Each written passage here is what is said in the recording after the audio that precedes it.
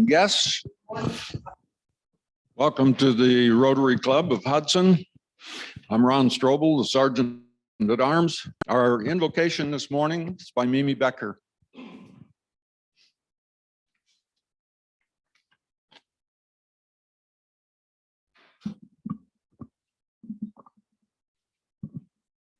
Good morning. This morning, I would like us to focus a little bit on a lot of breakage that's gone on in this country over time. And to do that, I'm going to share a Native American prayer. It's time to consider healing of ourselves, our leaders, our loved ones, our adversaries, for peace within and among nations, and the healing of the harms done to Mother Earth. O Great Spirit, we pray for ourselves that we may be healed. O Great Spirit, we pray for those close to us who are sick and need help. O Great Spirit, we pray for our leaders. We pray for this world so that all deadly weapons and other bad things that we point at each other will someday soon be destroyed.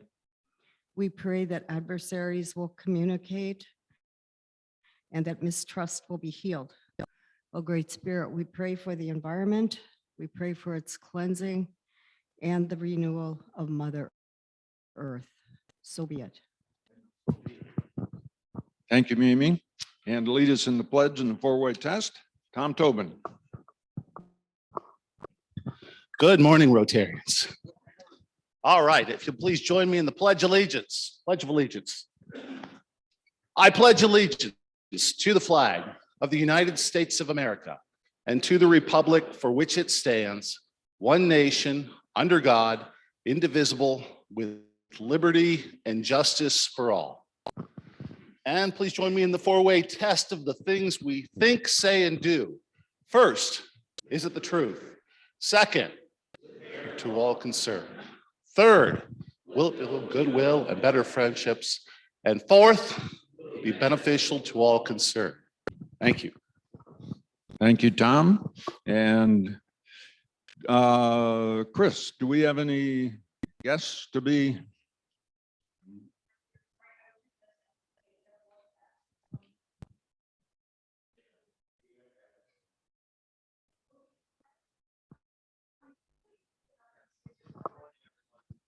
Good morning.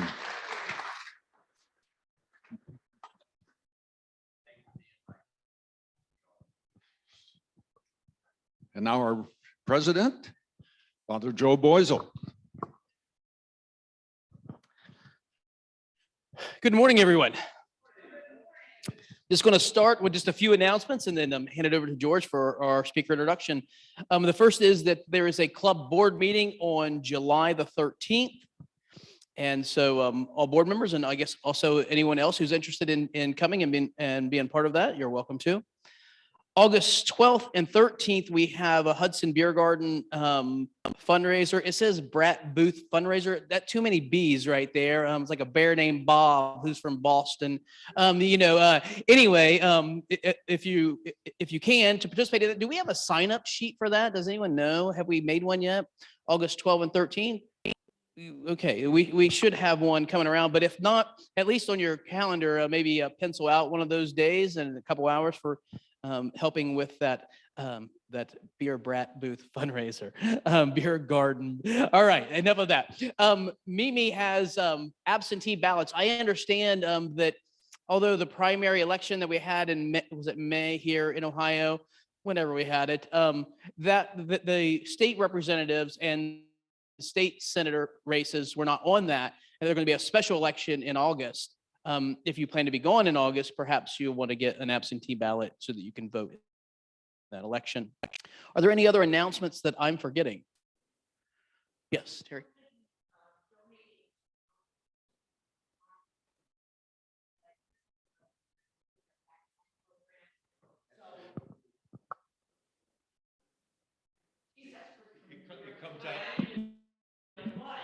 It comes out as absentee I was going to repeat after you, but I was going to try to remember it all and then do it again. We're going to be donating to the North Hill Backpack Program. So I'll have more specifics next week on what they need. I'm working with with Gina at the school to get a list of items for that. Okay, great. This would be like a back to school kind of backpack stuff, right? School supplies and the like. Okay, nothing else. George Snyder, introduce our speaker.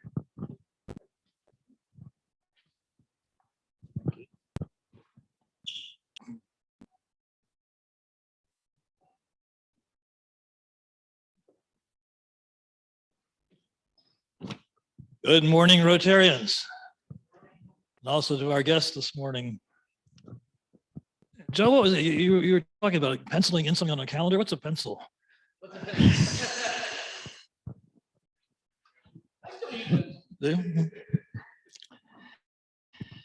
As Marilyn Orr noted in her weekly e-blast, July is Education Month. And we are going to explore that subject from three very different perspectives. Today, we will hear how Hudson Public Schools use the money that you pay through property taxes, and that they also receive from state grants. Next week, we will get an inside peek at Cuyahoga Valley National Park's acclaimed environmental education center on Oak Hill Road. Then a pause to let Father Joe talk about his goals for the coming Rotary year. And then finally, 3 weeks from now, a presentation from the Dean of Faculty at Western Reserve Academy, who will talk about how the pandemic has changed education. This morning's speaker is fellow Rotarian Philip Butto, who is the Treasurer and Chief Financial Officer of the Hudson Board of Education. He reports directly to the board, as does the superintendent. Philip came to Hudson Public Schools in August of 2019, when life was still normal. In all, he has served Ohio school districts as treasurer and CFO for 22 years, previously including Kenston, Ravenna, and Keystone Public Schools. He is a member of the American Institute of Certified Public Accountants, the Ohio and the American Associations of School Business Officials, and the Government Finance Officers Association. Here in this club, he serves on the board of the Hudson Rotary Foundation. Philip lives in Hudson and has 3 boys, all of whom attend Hudson schools. So it's my pleasure now to introduce to you, ladies and gentlemen, please give a warm Rotary welcome to Philip Butto. There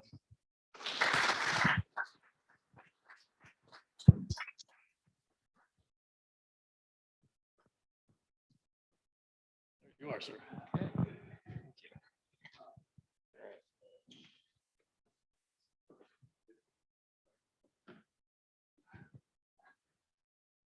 Okay, I am working on very little sleep, so that's why my coffee is up on the podium with me. Good morning. Last time I was up here, I was asked to do the 4-way test. I think that's the last time I'm ever going to be asked to do the 4-way test. I completely blew it. So hopefully I won't blow this presentation. It's an honor to be here. I think this is the first time I've ever had the opportunity to speak in front of. Can you hear me? Okay, is that okay? Hold my mic down like this. To speak in front of Rotary, I have the pleasure of having my predecessor from Hudson City Schools as treasurer and CFO with me, and Catherine. Dana Addis, our new superintendent, is here, and I'm looking very forward to working with him. Steve Farnsworth is doing a fantastic job getting us through this transition. So it has been several years of transition. I came on board 3 years ago in August of 2019. And from that point, we were about 7-8 months into it and COVID hit. And so like many people, my life was disrupted. For me, having done this transition several times as a treasurer from one district to the other, it usually takes a good 2 to 3 years to get your feet under you and get moving. When COVID hit, I didn't really feel like I had that, because everything was pretty much disrupted. Perfect example, we went into negotiations that spring, and we had to actually put that on hiatus a couple years. So we're just finishing that up now, and in moving forward with that.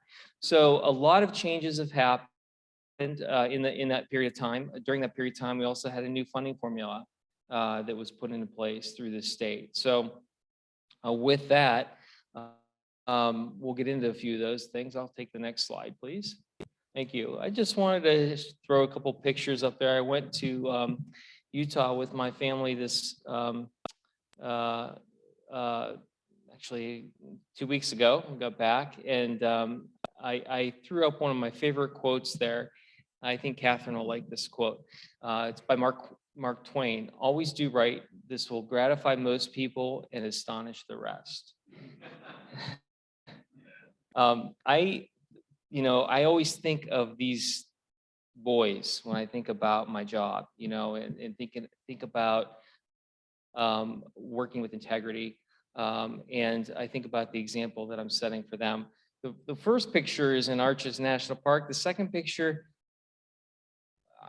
I'm fortunate enough to say we've been to a lot of different places. I don't know where that's at. I think that might be in the Adirondacks, but potentially. It is. I am standing on a very large piece of granite. I can tell you that much. Okay, next slide. Thank you. Okay, so this morning, I'm going to try, like I told a few this morning, I'm going to try and keep it very high level. But feel free if you have questions that you want me to dig down into the details. Feel free to ask questions. So we're going to talk a little bit about our district master facility plan.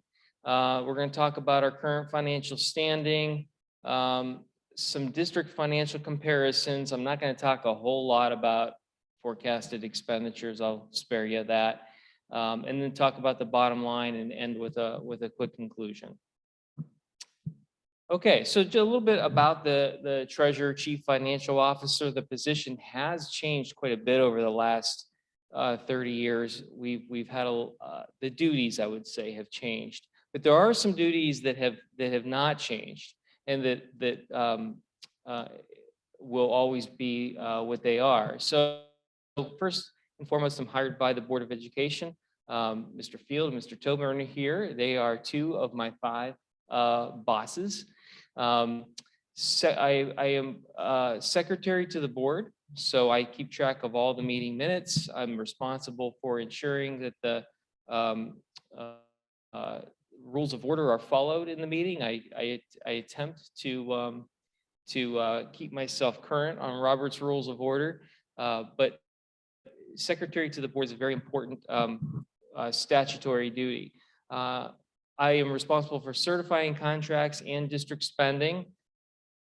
I'm responsible for preparing the district budget and monitoring that budget and the district's forecast. So all that goes hand in hand, understanding where our revenue comes from, the sources it comes from, understanding the risks involved with that revenue. And I'll talk a little bit about that this morning. And then also ultimately responsible for ensuring that our funds are responsibly spent and that we can be accountable to our taxpayers. So I'm also responsible for all district funding, including federal, state, and local grants. Next slide. Thank you. So looking at our master facility plan,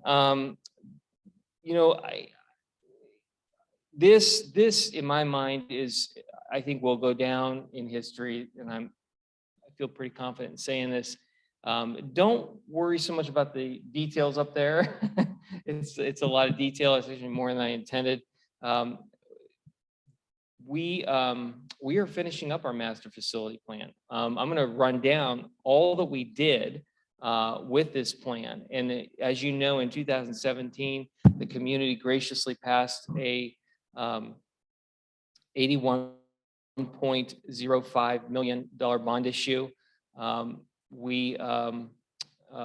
that, these are some of the projects that we intended to pursue. Renovations to our high school media center, our new Hudson Middle School, that beautiful, gorgeous building we have up there on Franklin Street. Ellsworth Hill, the renovation there, we actually did an addition onto that building. Eastwood's renovation, McDowell renovation. If you look at those buildings from the outside, they don't look a whole lot different. You go inside those buildings and they look like brand new facilities. They're beautiful. Our auto tech maintenance building, that was initially a project that we intended to do as a brand new building. And we, I would say this is part of the success story was we took a step back and we decided to lease a facility, which we're now leasing on State Road, that has absolutely been, I would say in this whole project, probably one of the best decisions we made. Lavelli Field renovation, Rotarian renovations. We are just now completing the Evamere renovation. In addition to those, during the project, we found that there were certain things we could do more efficiently and that would be more cost effective to do now rather than come back and do later. So for example, we didn't initially intend to do the Eastwoods McDowell roofs. Very expensive to do those roofs. They're very large buildings, but we felt that we needed the students were out of the building. It was prudent for us to do that now. There were some efficiencies of scale that we gained by doing that. So I would say that was something, a very large expenditure that we didn't originally intend to do, was not originally funded, but we did come up with funding to do that.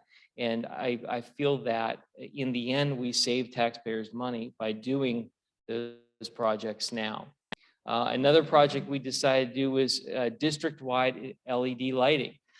We are now reaping the benefit of that. And at the end of this year, as we get into July here, we've just finished our first year with that district-wide LED lighting completed and district-wide. And so my task in July here is going to be to look at those utility costs and see how much we saved. I think we did save some money on that. So I'm interested to see that.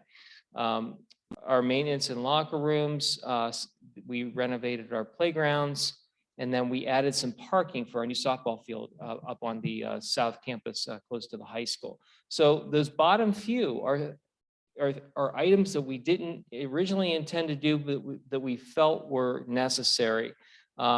When we got into the project, we also discovered that our Ellsworth Hill roof needed to be done. And we actually had to do a much more extensive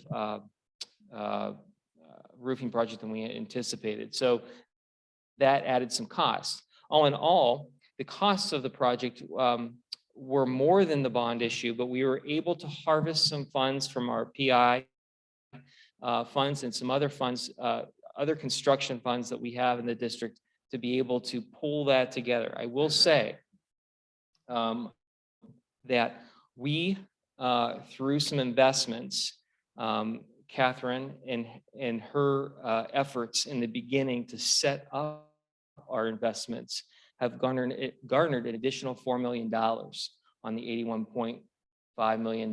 That allowed us to be able to do some of these additional projects. In addition, as those investments came to fruition and they matured, in the beginning of the project, I was able to reinvest some of those funds and keep those going. So all in all, I believe if I tally it all up, we're about $4.1 million in investment return that allowed us to do a lot more than we originally intended. So thank you, Catherine, for all your efforts there. So I wanted to kind of give provide an understanding of how the district spends its money. Most of our spending is through the general fund. We're close to $70 million in our general fund there. You can see that by the large blue pie graph there. We also have, 1 second. We're adjusting the slideshow here.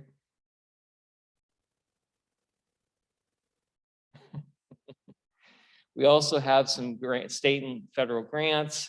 Almost, federal grants right now are higher than they normally would be. We received some ESSER funding.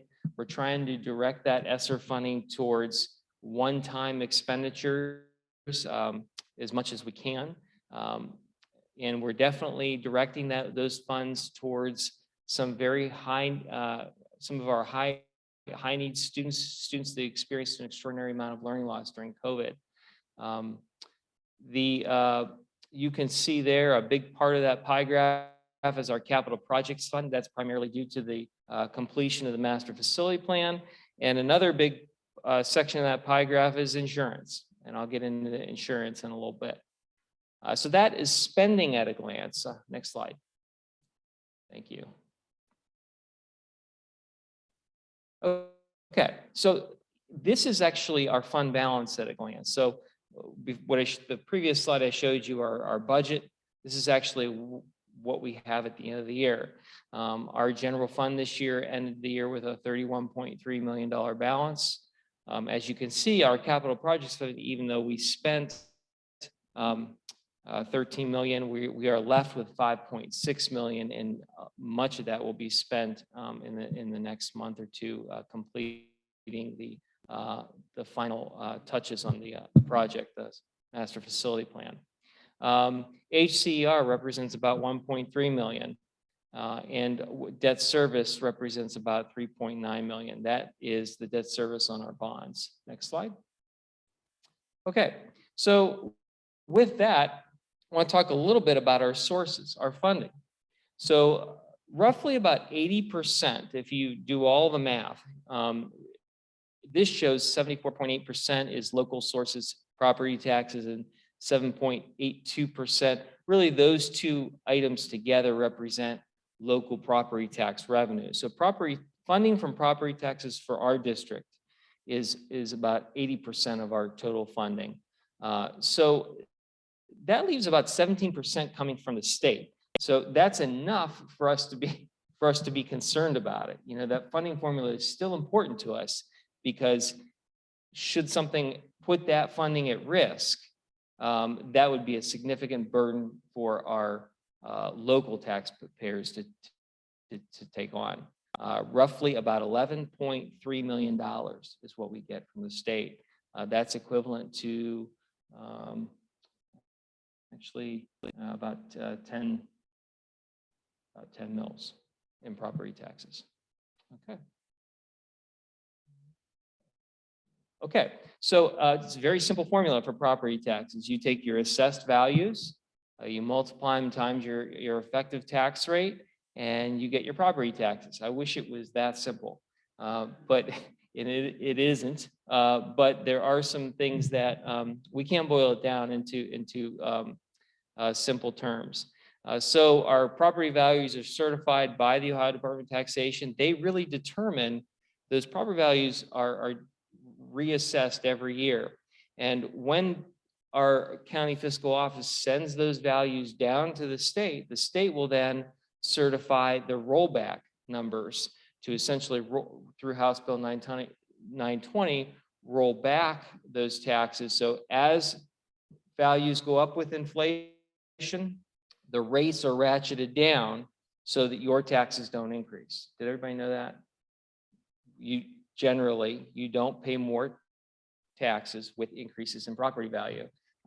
And that's due to House Bill 920. So that process is done every year to ensure that your taxes are not rising with values. Residential rates, if tax rates are actually divided between residential rates and commercial rates, and I'll get into that in a minute. You can skip this slide. That's a little bit too much for this morning. Okay, well, I got to say something about this. So we have a new funding formula we're working with. So prior to this previous 2 years, we've been working with a funding formula that really didn't work. And in essence, we're trying to work with our legislature to get the new formula, which we call the Fair School Funding Plan, to work even better. The formula, for the first time, provides an objective way of determining what the cost of educating a student is, and provides a very logical, industry accepted formula for school districts to work with. Many superintendents and treasurers sat on this committee to get this formula in place. Senator Bob Cupp and John Patterson. You've heard the Cupp-Patterson, if you've heard that terminology. They're the two legislators that in a bipartisan fashion work to get this formula in place. There is some talk about replacing the formula. I'm hoping that doesn't happen because I really do think it's our best chance at a formula that works. So regardless of all that, Hudson has been on the guarantee for a very long time. We are guaranteed a certain a floor of funding, and it will that floor has been in that $11.2 million range. And with this new funding formula, we do have the ability to receive a tiny bit of growth. Because of our property wealth, we're going to be on that guarantee for a very long time. It's not going to change. But there are some things legislatively that put that at risk. And so it's our job to more or less advocate with our legislators to ensure that that funding formula stays the way it is, and that we at least get what we've had. One of those things is House Bill 290. This is legislation that would essentially take state funding away from traditional schools and give it to private schools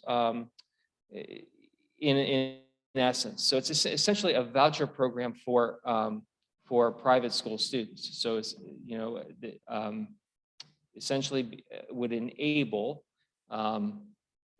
parents of private schools to pull their taxes and put their taxes towards private education.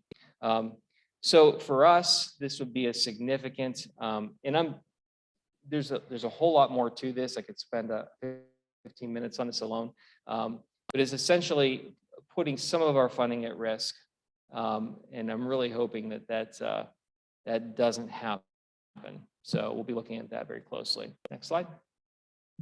All right. So, you know, as much as I have some, this is from our May forecast, and these are balances. This is essentially not our ending balances, but it is our trend. So as you can see, we've had a couple years here where revenues were exceeded expenditures, and that happened in 2020 and 2021. But in most cases here, from 22, meaning the year we just completed, through 26, we've reached that point in our levy cycle where our expenditures are now overtaking our revenues.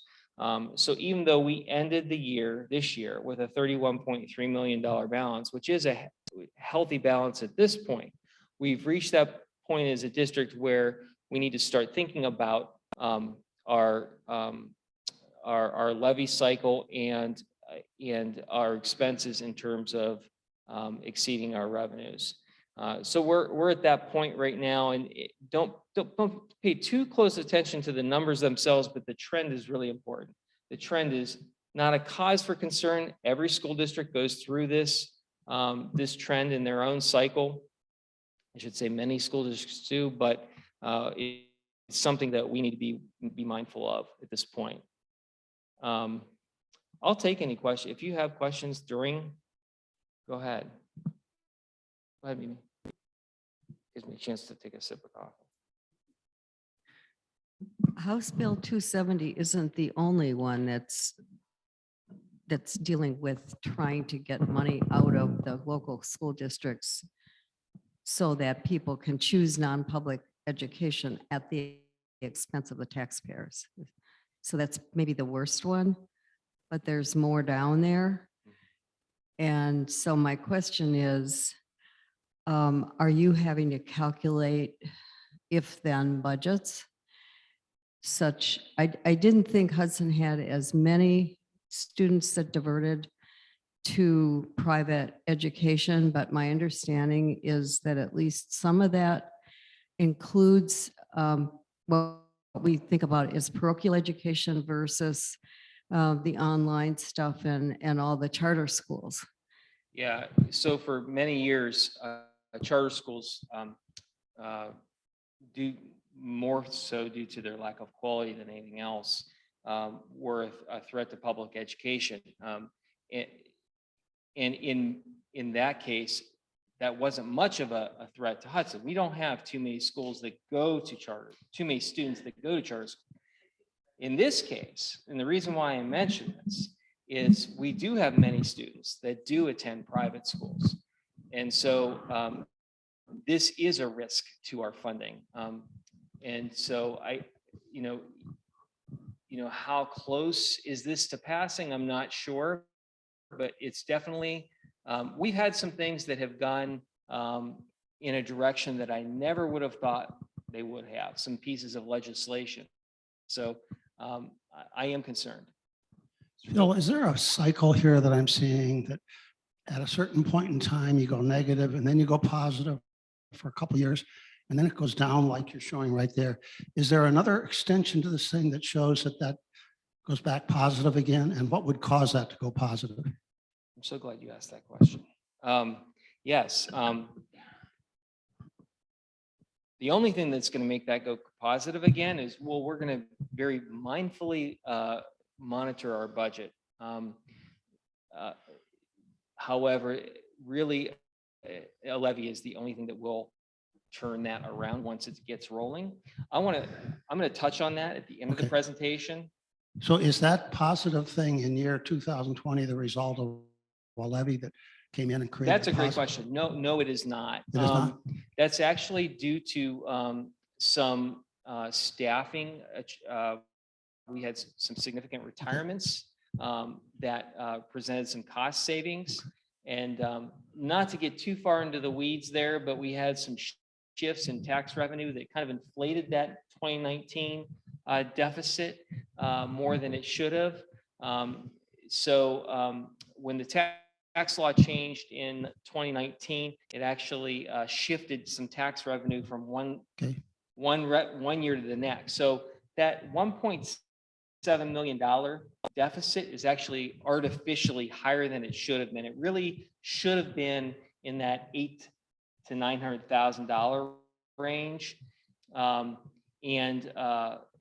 That would have changed 2020. So we did have a couple good years there, but they were due to more of a reduction in expense than additional revenue. So is the solution for turning the trend around at 2026 and beyond some form of a levy? Is that what usually is required Yes. traditionally? Okay, Yes. good.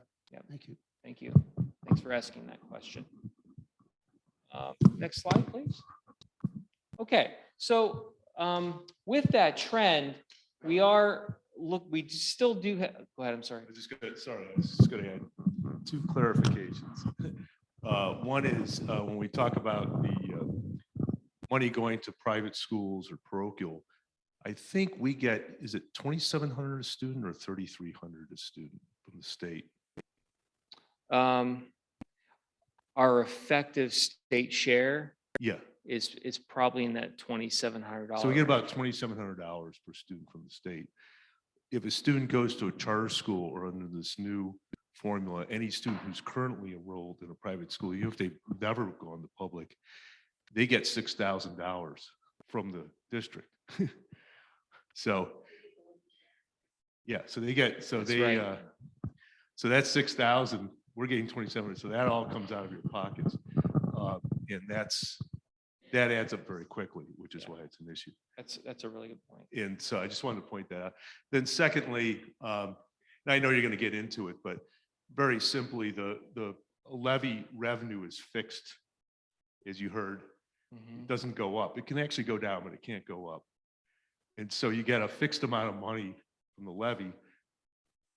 Your expenses go up, right? So you start off with you start off with a huge surplus, and then it just goes away, go up. And the better you manage your budget, the longer you can go before you need to do a new levy. And you'll probably get into the amount of time that we've been on this, but anyway, just so you know, that's why it works that way. James put it better than I did. Managing your budget is the key to lengthening that levy cycle. And so, next slide, please. We're going to get into that in just a minute. So a little bit about the district and how we compare with others. You know, it's important when you're talking about funding to understand how you compare with other districts. This is a comparison on the revenue side of the equation, showing our tax rates in comparison to some of our peer districts around us. And as you can see, Hudson kind of, in this selection of 11 districts, Hudson kind of falls really close to the middle of the pack there. My point in putting this here, this is at 38.8 mils. And my point in putting this up here is to show that our tax rates are very reasonable. We fall right in the middle of the pack with our peer districts. Next slide.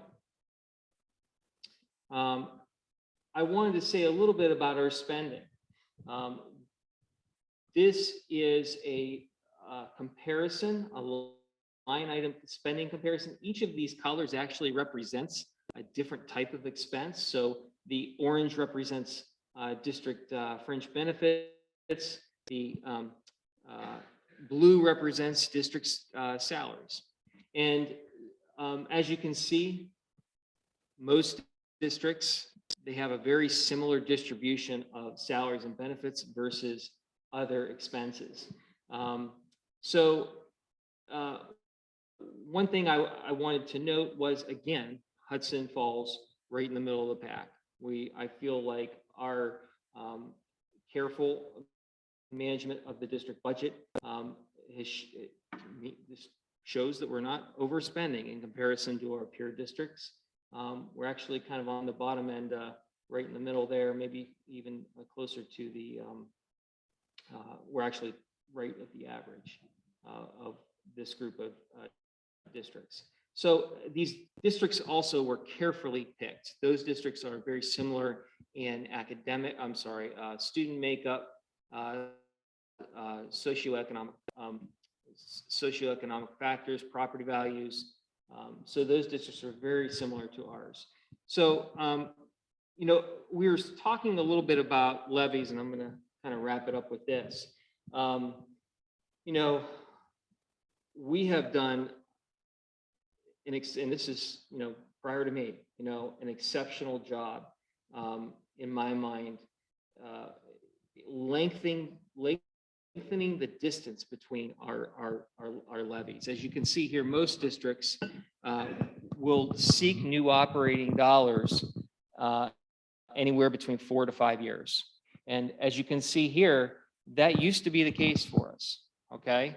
And that is very typical. This trend here, 4, 5, 4, 4, 4, these are years between operating levies, okay? That's very typical among school districts. We have gone since 2011 without a new operating levy. And that's just extraordinary. And I think there are a lot of financial reasons for that I could get into and go into detail about. Don't have time for that this morning. I will say careful budget management of staff is very much a part of that. So when does come time, the board has not made any final decisions about when our next operating levy will be. So I don't want to make any presumptions here, but I feel that the district has done a really good job managing its funds thus far. And when we do go back to our voters eventually, we'll have a good story to tell. Any questions? Uh-oh. Can somebody shut the mic off, please? One of the questions that I always got, and including from my husband, till I kind of understand it, is when he sees a new housing development go up, like it's going up in Hudson now, that he thought that increased the revenue to the school district. Can you explain why it doesn't? Sure. So, are you talking about our school buildings, Catherine? Yes. So the only way school districts can receive additional property, there's only two ways we can receive additional property tax revenue. I'm really glad Catherine asked this because I didn't want to bore you with these details, but it's important. The two ways districts can receive additional property tax revenue, and you will see on our forecast, and Ron's aware of this, Ron sits on our financial advisory committee. Our property tax, we have collected a little bit additional property taxes each year. Part of that comes from a little bit of inside millage, and part of that comes from a new construction on houses. So like when a new neighborhood goes up, so that the new neighborhood off of Boston Mills Road, or the one down the south west corner of the district, closer to the Woodridge School District, those new neighborhoods will initially bring in some additional revenue because it's new construction money. So we do receive, a new business goes up, okay? We can receive some additional funding from new construction.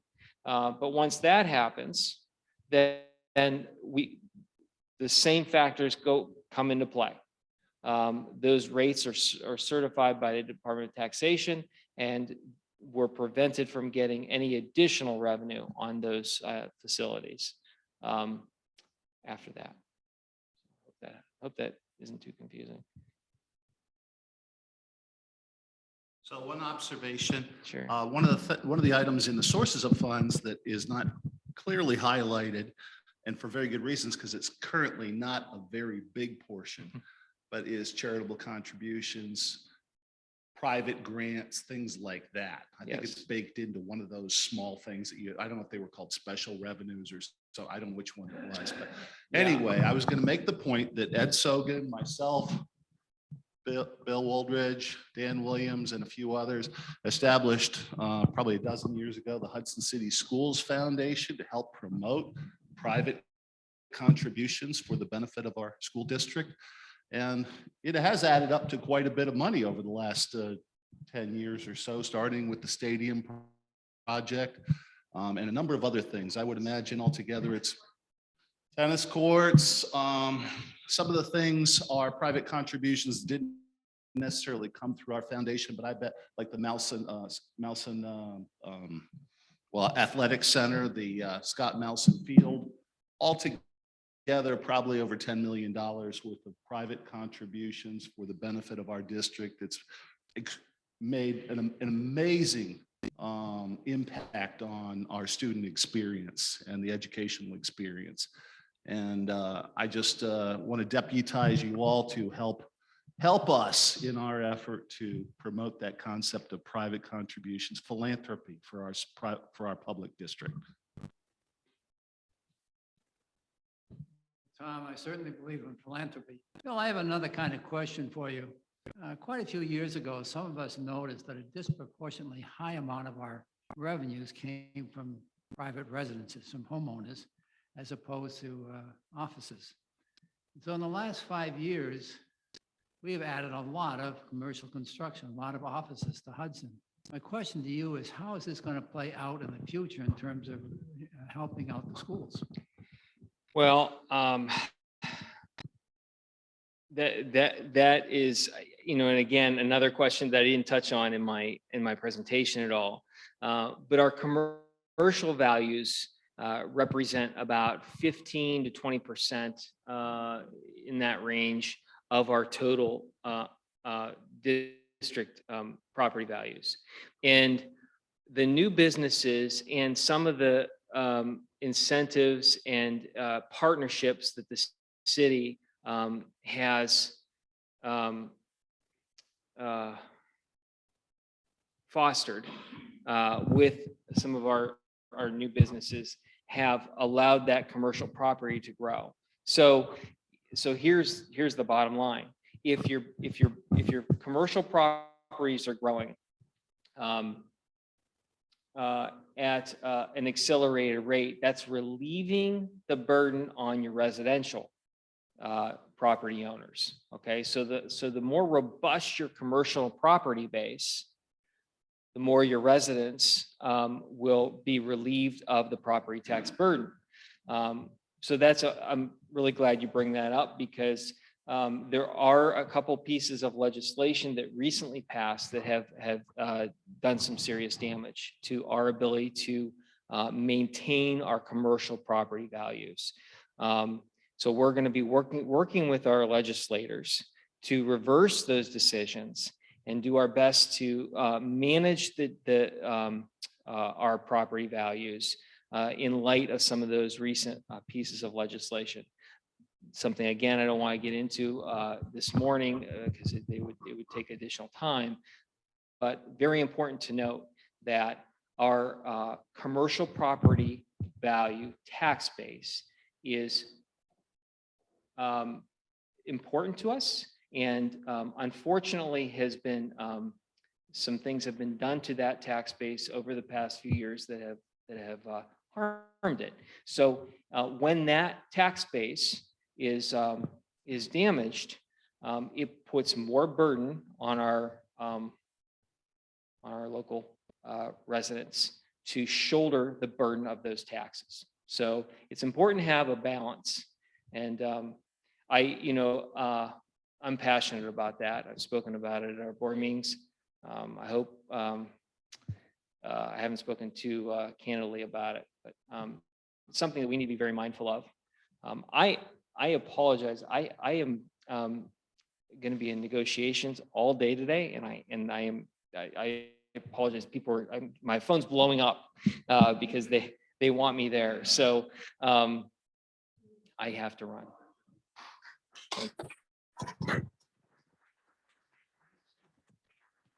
Can I ask a real quick final question? So it looks like the slipperiness of funding may be one of the biggest challenges in your job. What's the greatest thrill? I mean, what's the best part about it? More so in this district, Mr. Tobin mentioned some of the generous donations the district has received, actually from many of you in this room. And, so in 22 years as a district treasurer, I have never seen in the districts that I have worked with such generosity. So our community, our citizens, the generosity of individuals that donate towards facilities like the tennis courts or the stadium, or even some of the smaller projects that we have. The foundation, the Hudson City Schools Foundation has ramped up its activity in the last couple of years. So I'm really excited about that foundation growing. So what excites me is working with people like you, being able to live here, work here, have my boys attend here and be proud to be a member of this community. And really, when I interviewed 3 years ago, my thought at that time, and I guess the overarching sentiment I wanted to give during that interview was that I wanted to come home to serve, and that serving is, as cliche as it is really why I do what I do. So We're big about service around here. So yeah, thank you so much. Let's give him another round of applause. Thank you, Phil. James, do you have something?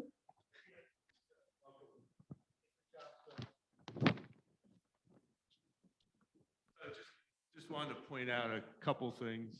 You can go ahead, negotiate. But when we talked about coming in, on budget and on time, realize that so we had all the materials, all the contracts, all the labor put into place before COVID hit.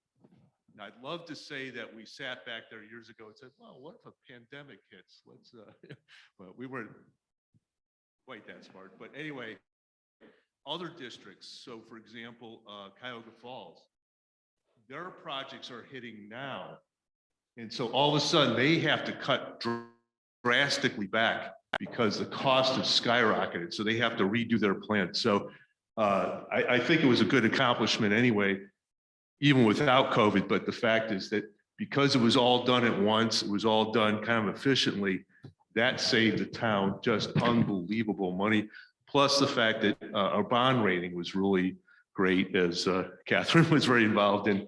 Now with the cost of money, really everything just hit really well. So I want to point that out. Two other things. If you say, hey, he said, my taxes won't go up, my house value goes up. Well, the taxes that the school collects doesn't go up. If your value of your house goes up more than someone else's value, or their value goes down, you will pay more and they pay less. So if you're paying a lot more, there's someone else around here who is paying less. They're probably not raising their hand and saying it, but that's how it works. And then the very last thing, and then we can do our drawing.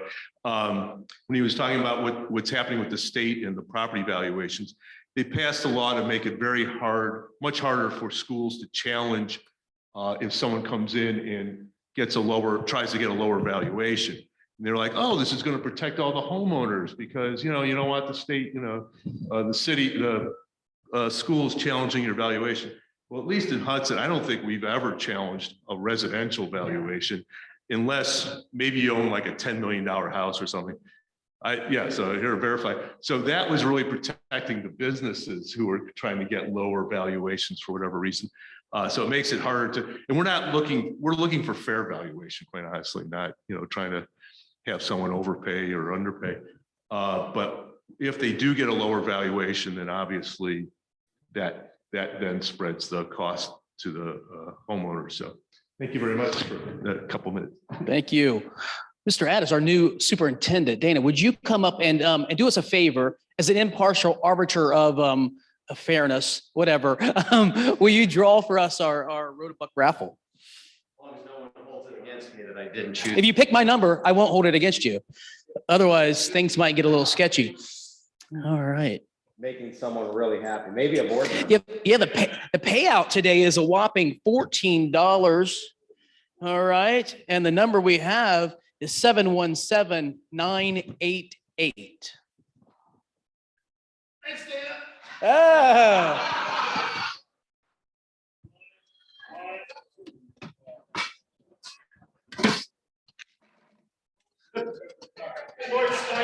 George Snyder is just going. 14 big ones right there. You'll see that there is one black one in there. Do you see that? Yes. I see it. Okay, there's one black. What is it? Does it have the total there? The total jackpot on there? $531. That's. All right, Dad. You got to. Oh, so close, and yet so far away. Real fast, as our last sort of thing today, I wanted to kind of close our time together with a really short story. So the story goes like this. It's the early part of the 20th century. And there was a school teacher who was going to travel to Switzerland to be an exchange teacher for a year. And so she wrote back and forth to the schoolmaster, and they had set up her lodging and a nice little apartment that the schoolmaster wrote all about it. Has a quaint little fireplace and a nice sitting room and 2 bedrooms and all this sort of things. But he never mentioned whether or not there was restroom facilities in the apartment. And being part of the early 20th century, this was a rather novel thing, and she was concerned about it. And so she decided to write to the schoolmaster to ask whether or not there was a bathroom in the apartment. But she was a lady and discreet, and she didn't want to say bathroom or toilet or any of those crass words. And so she simply asked whether there was a WC in the apartment, which she was sure he would understand to be a water closet. I mean, of course, everybody would know that, right? And so she writes to him, is there a WC in the apartment? Schoolmaster gets the letter and has absolutely no idea what she's talking about.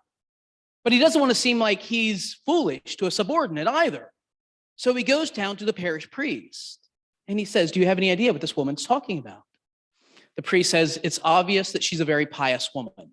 I think what she's talking about is a wayside chapel. The schoolmaster felt delighted in this news, and so he quickly went back and wrote to her a letter. I have his letter. Dear Madam, the WC is located a mere 9 miles from your apartment in the heart of a beautiful grove of trees. It'll seat 150 people at one time. It's open on Tuesdays, Thursdays, and Sundays. Some people bring their lunch and make a day of it. On Thursdays, there's an organ accompaniment. The acoustics are very good, and the sight of sound can be heard by everyone. It will interest you to know that my daughter met her husband at the WC. We are now in the process of taking up donations for plush seats. We feel this is a long felt need as the present seats have holes in them. My wife, being rather delicate, hasn't been able to attend regularly. In fact, it's been 6 months since she last went. Naturally, it pains her not to be able to go more often. I will close now with a desire to accommodate you in every way possible, and we'll be happy to save you a seat either down front or near the door, as you prefer. Yours truly, Adam von Lichtenstein, schoolmaster. I tell you that story just to tell you this. As you go out into the world the rest of this week, be careful to listen to people, not to assume that you understand what they mean, but to listen to them and help people to be understood and heard, and not always quick to answer questions that don't need to be answered. And so there you go. With that moral, have a great day.